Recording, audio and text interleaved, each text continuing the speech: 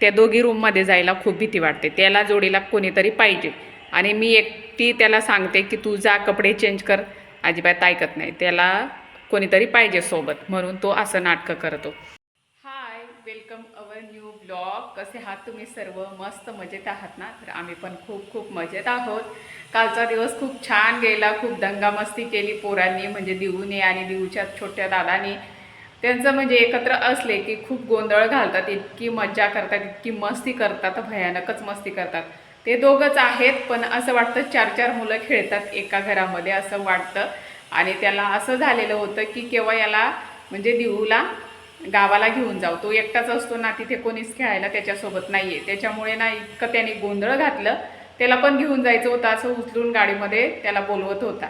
पण त्याची शाळा असल्यामुळे काय करणार, त्याला अजून समजत नाही, तो छोटा आहे त्याच्यामुळे.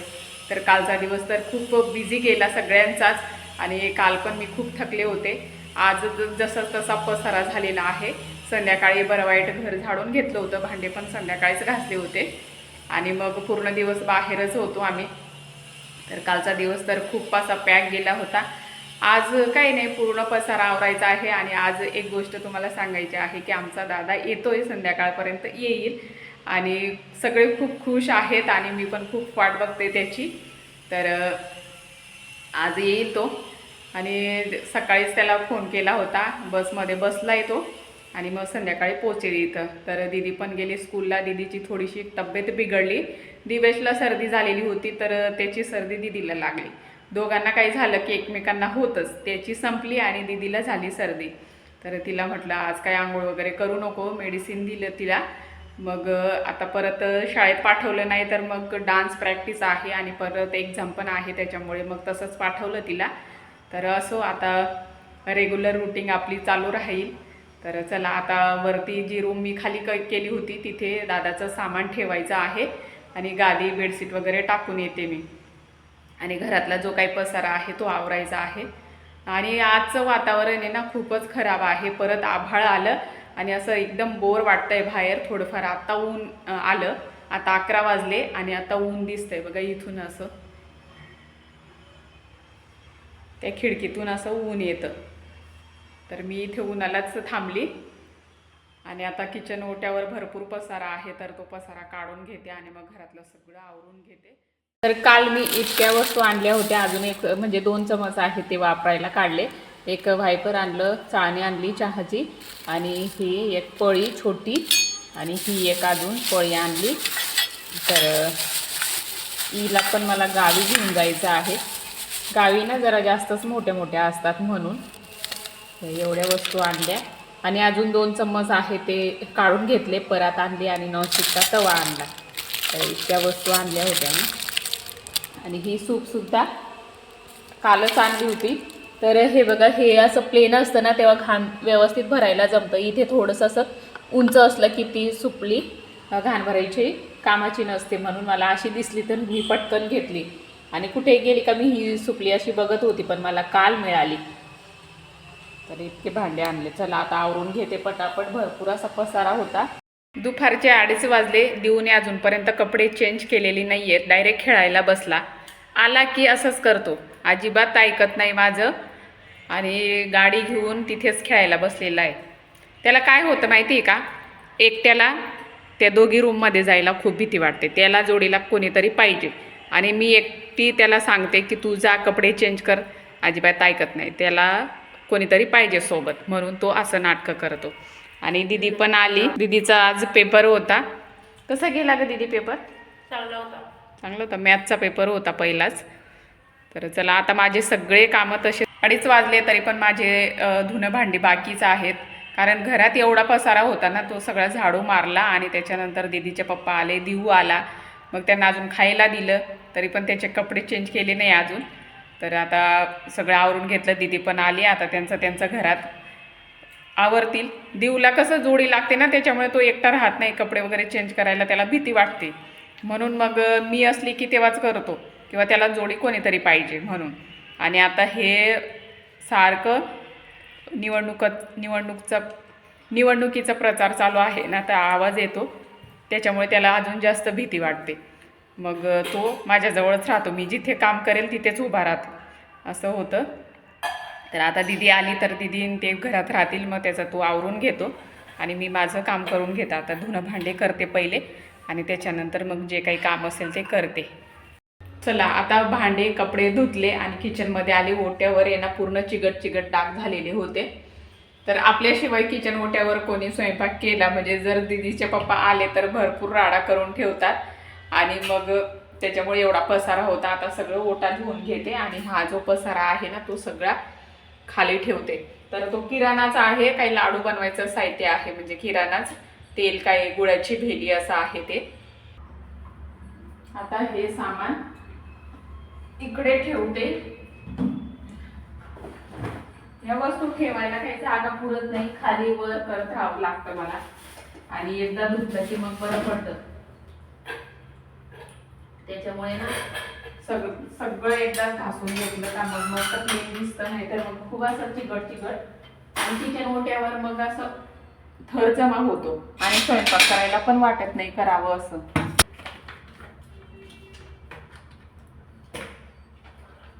किचन रूम जेवढी छोटी राहिली ना तेवढी पटकन आवरता येते. जास्त करून घाण तर किचन रूम मध्येच असते, म्हणून मग किचन जरा छोटीच ठेवली होती आम्ही करतानाच.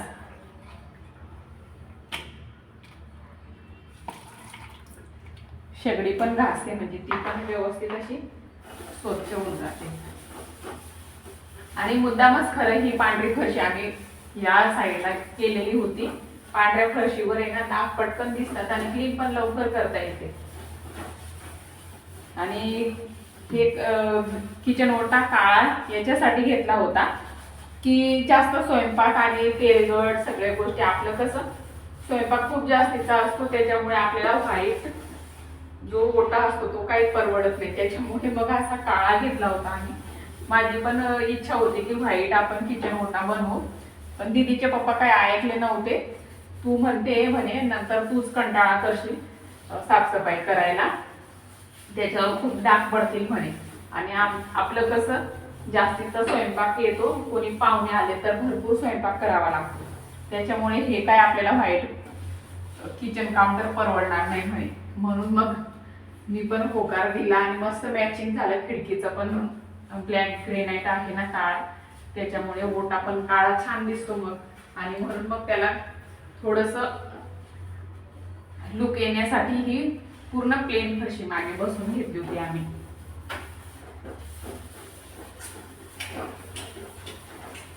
सरगाव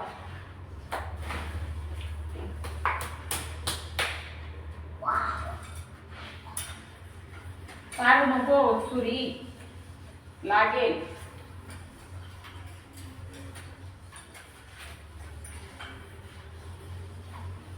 दीदी गेली क्लासला, दिव आहे मध्ये मध्ये करायला. दिवचं पण थोडासा अभ्यास होतं त्याने केला आणि आता मग टाइमपास करतोय माझ्यासोबत, त्याचं पण चालू आहे ना भाऊ.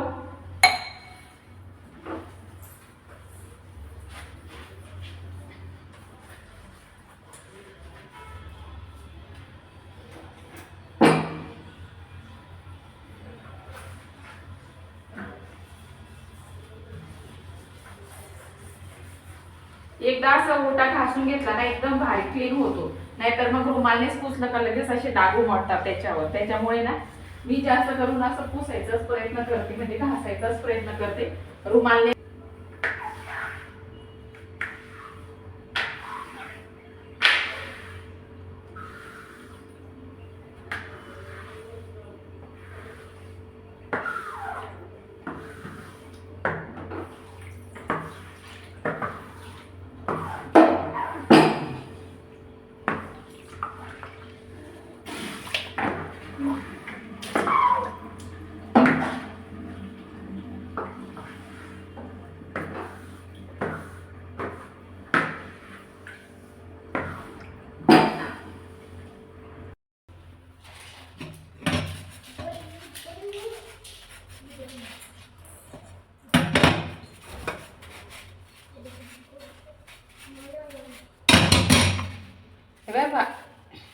हे वायपर मी त्या स्टॉल लागलेला होता ना तिथून घेतलेला आहे, तर खूप छान आहे.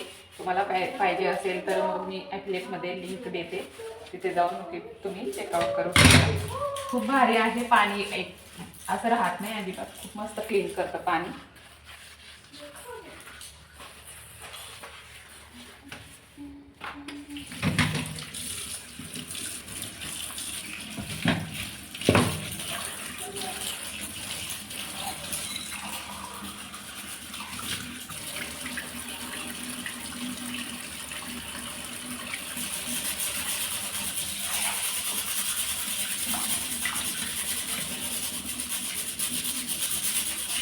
वाजू नको रे.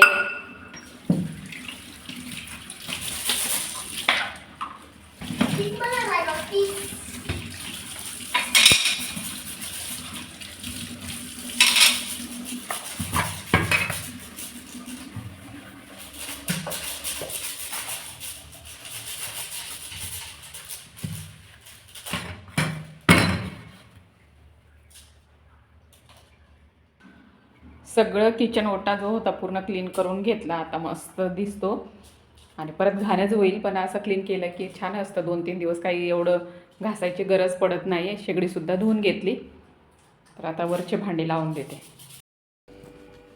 बाकीची केली होती मी कालच आणि आता एवढी बाकी आहे.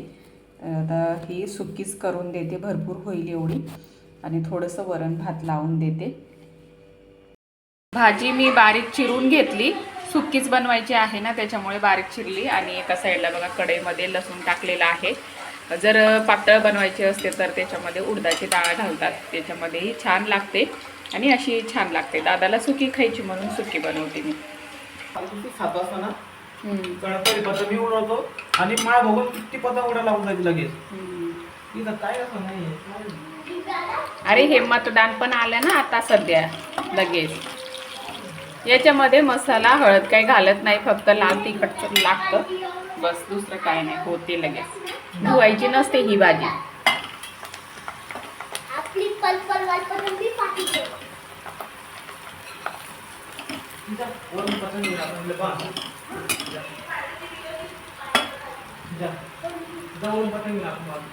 तो नाही जाणार, त्याला भीती वाटते दादा. हा, दादाला बघून लय भीती वाटते.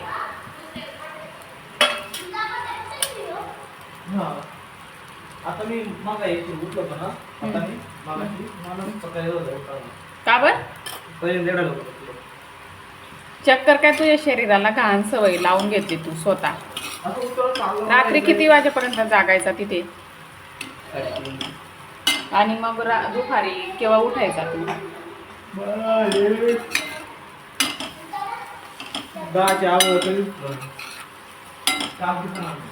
दुपारी जेवायला गेला होता का मग?